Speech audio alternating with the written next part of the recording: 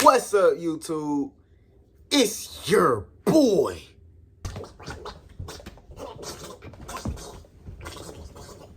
For real. Been a while since I've even made a YouTube video for real. And there are a couple reasons for that I won't talk about right now. But eventually I will talk about it. Once we get into the flow of things, once I get my new people acquainted, my new Trillians, you know what I'm saying? I gained a lot of new supporters. I've been doing some shows here and there. 2023, though, I really just been taking a break from shows to focus on the artistry, build up my catalog, because this may have been over a collective period of time. But I would just go back to my Spotify and my artist accounts where I drop my music, and I just realized, like, damn, I don't have nearly as much music out as my favorite artists. And I'm not talking favorite like all time or nothing. I'm talking about like local, my favorite local up and coming, you know, on the rise artists. If you know me, you know I care a lot about the underground. I'm inspired a lot by the internet era. 2011 to 2014, 15 specifically for me. I'm trying to recreate the golden era for myself. It's a new age, you know what I'm saying? Me and my homies, bro, we've been going pretty crazy. Shouts out to all of y'all. Like, y'all know who y'all are for real. I also have been thinking, of course, about how I haven't been doing the YouTube shit. It's hard not to think about it because that's what some people knew me for. Some people only knew me for YouTube, like sneaking in the Donda and just doing shit. I don't know. I was just doing shit.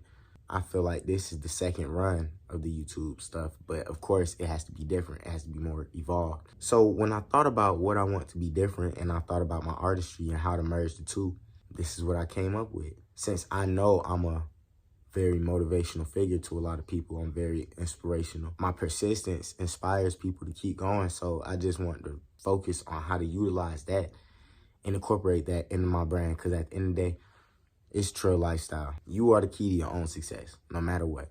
Everybody you see that's up, whether you think they deserve whatever they got or not, they working for that shit, or they worked for that shit. If they got it on accident and they want to maintain whatever it is, then they're working. If you see them on Instagram while you scrolling, they're working. No matter what's going on in your personal life, you can't stop what you're doing because life be lifing. We all know life be lifing. Sorry to tell you if ain't nobody tell you, but don't nobody give a fuck. Life be lifing. But it's up to you to figure out how to maneuver through your life personally and come out on the other side victorious. You don't want to look back in 20 years and be like, I could have did this or I should have did that. So why not just put in the work now so in 20 years you reaping the benefits? And you're like, damn, I'm glad I just stuck through it no matter how hard it got. And of course it's easier said than done. A lot of people don't even know how to get into that mindset. I think what I'm here for is just to help give advice. So this is Trill's artist advice.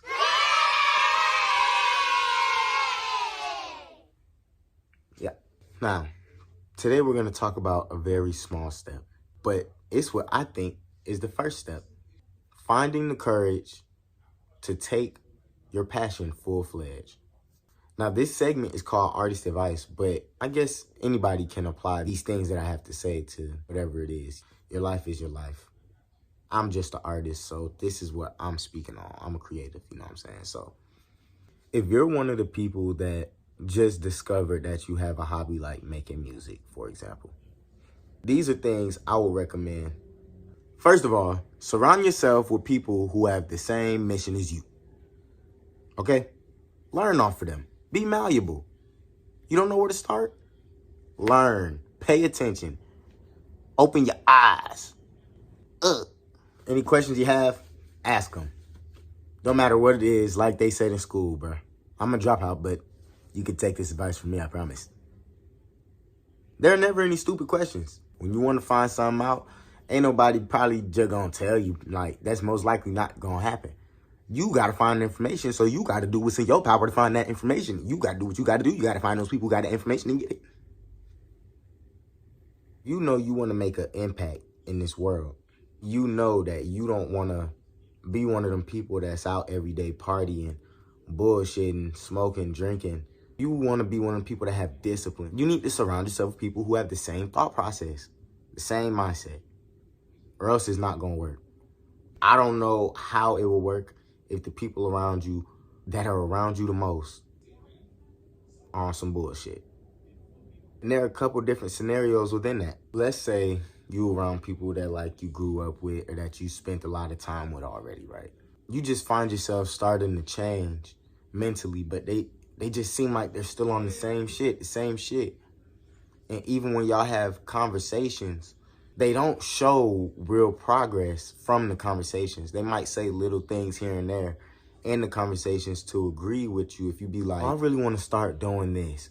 I really want to start doing that. And they're like, yeah, that'd be fine. Let's run it. But then when it come down to it, oh, well, I can't. And it just seems like they always finding excuses. But you see them feeding energy that they could be feeding into that, into some bullshit. They're not on the same frequency.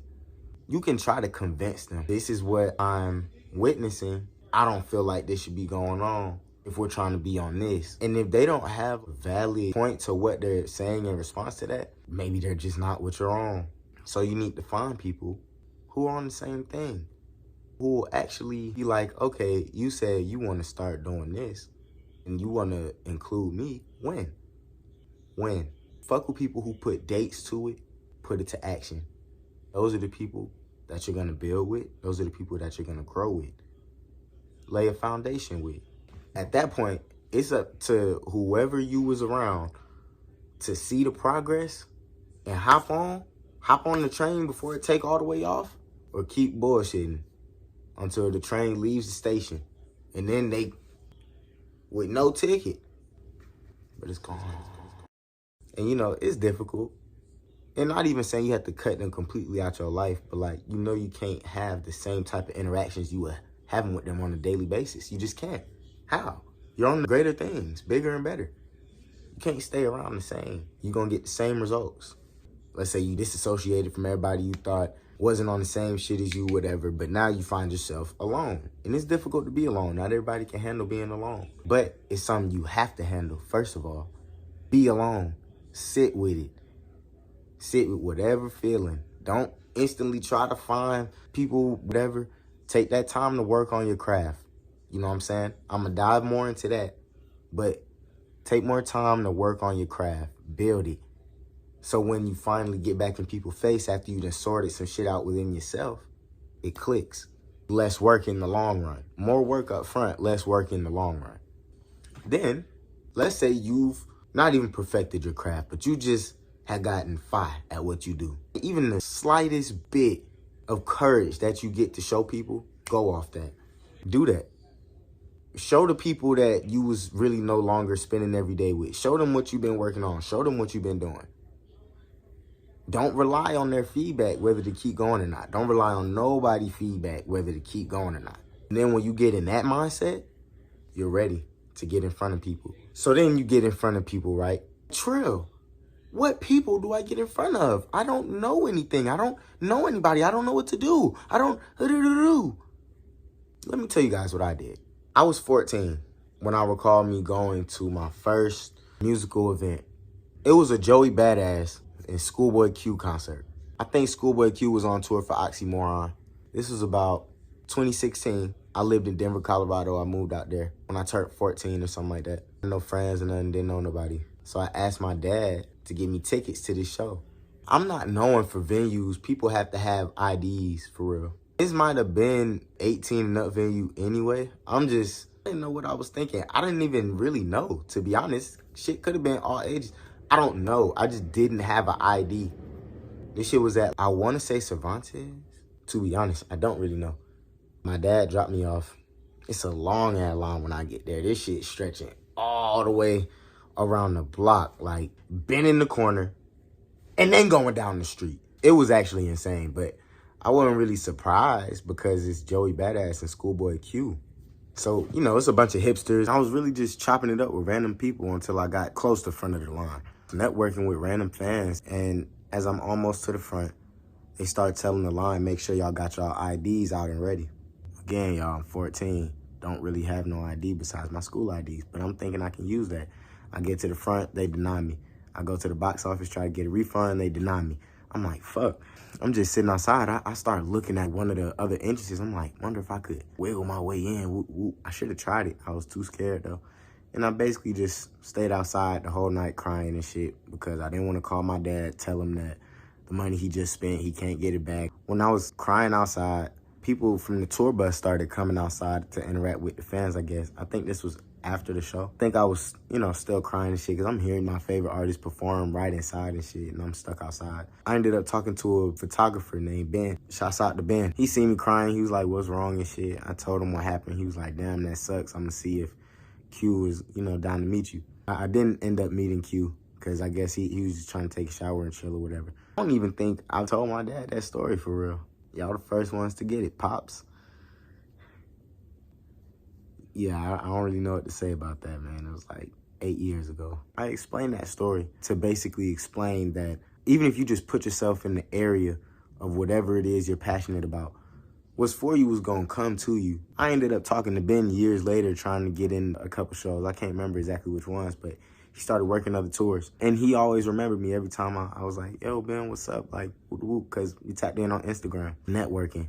You meet people, you network, you ask questions. People always ask me, how do I meet certain people? How do I do? The answer really to that is just talking to everybody.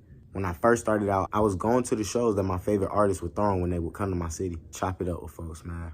Literally, it's that simple. If you meeting people and just keep doing your own thing and you keep seeing people, they'll recognize you, your work ethic, your progress. Like, it'll get recognized. But you got to start somewhere. You got to go outside. Don't let yourself talk yourself into staying in the house when you know you've been in the house for too long. What's going to come from you being in your bed or like working, coming home? Like, yeah, I know you're tired. Make a sacrifice if that's what you really want.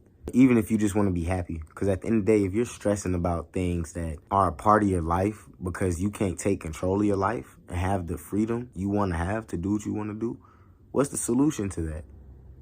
Making a living off what you enjoy. If you're going to do that, don't half-ass it. If you're going to say, I'm going to do this, commit to it. And then you'll start finding other people that's committed. And then you'll build with them.